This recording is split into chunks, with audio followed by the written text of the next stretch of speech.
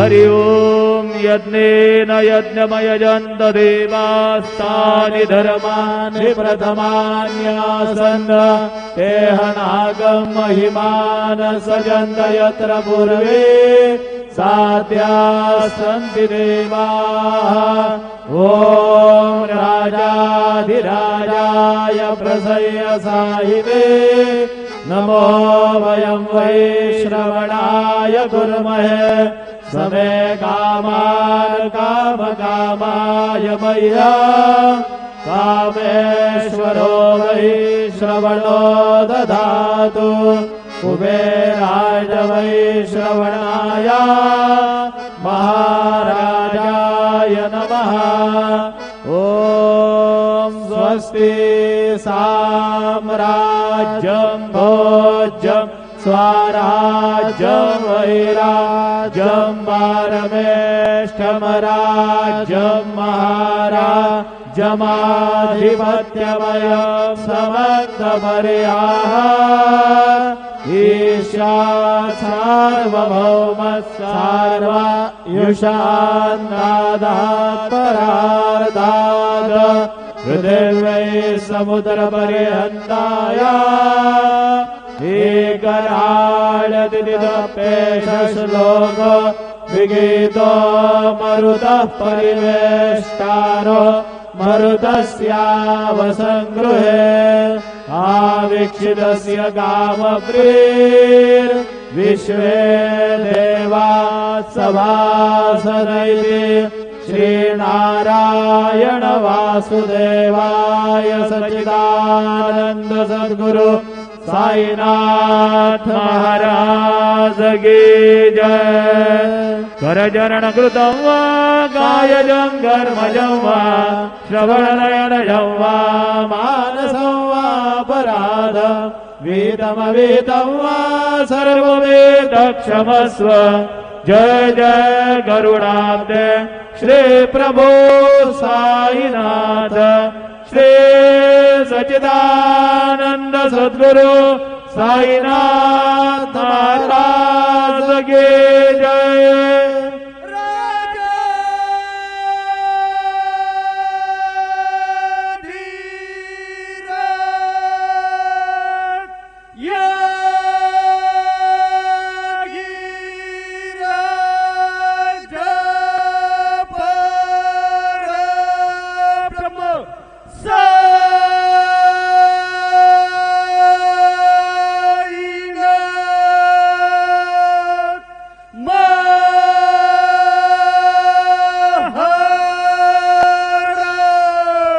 श्री सच्चिदानंद सद्गुरु साईनाथ महाराज के जय।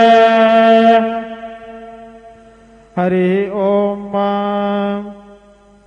अस्मे रुद्रामे हना पर्वतासो वृत्रहत्यै भरहूतौ सजोषाः यशग्गो सते स्तुवते धायि पजर इंद्रज्येष्ठा अस्माओ अवन्तु देवाः। रामो राजमनिः सदा विजयते रामं रमेशं भजे। रामेणाभिहता निशाचरचमो रामाय तस्मै नमः। रामान्नास्ति परायणं परतरम् रामस्य दासोऽस्म्यहम्।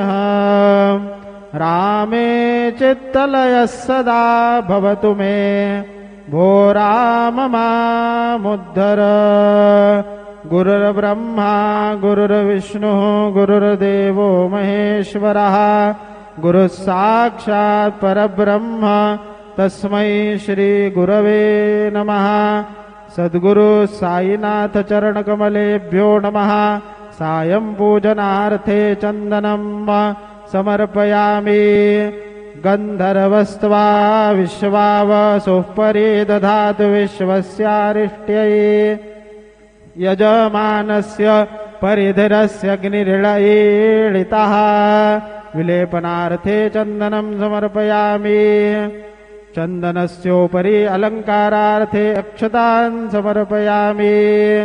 अहिर्यवभोगैः पर्येति बाहुञ्जाया हेतिं परिबाधमानः हस्तगनो विश्वावयुनानि विद्वान् पुमान् पुमाग्नो सम्परिपातु विश्वताः हरिद्रां कुङ्कुमं सकलसौभाग्यद्रव्यं समर्पयामि पुष्पं समर्पयामि ओषधीः प्रतिगृह्णीत पुष्पवतीः प्रसूवरीः अश्वा इव सजित्वरीर्वीरुधः पारयिष्णवाः ऋतुकालोद्भवपुष्पाणि समर्पयामि सायङ्काले उपहारनैवेद्यं निवेदयामि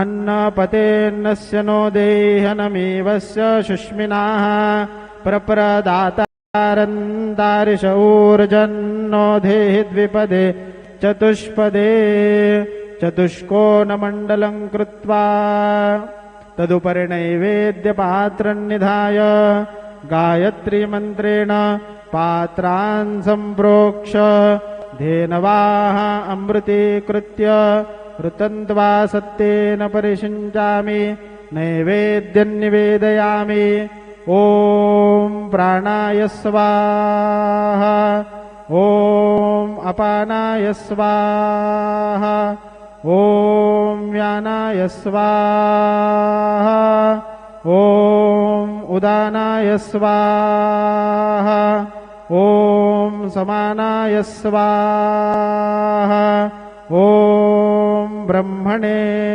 नमः नैवेद्यमध्ये पानीयं समर्पयामि पुनर्नैवेद्यं निवेदयामि ॐ प्राणाय स्वाहा ॐ अपानाय स्वाहा ॐ व्यानाय स्वाहा ॐ उदानाय स्वाहा ॐ समानाय स्वाहा ॐ ब्रह्मणे नमः नैवेद्यं समर्पयामि हस्तप्रक्षालनं समर्पयामि मुखप्रक्षालनं समर्पयामि सद्गुरु साईनाथ देवताभ्यो नमः शेषोपचारार्थे प्रार्थनापूर्वक नमस्कारं करोमि श्री सच्चिदानंद सद्गुरु साईनाथ महाराज की जय।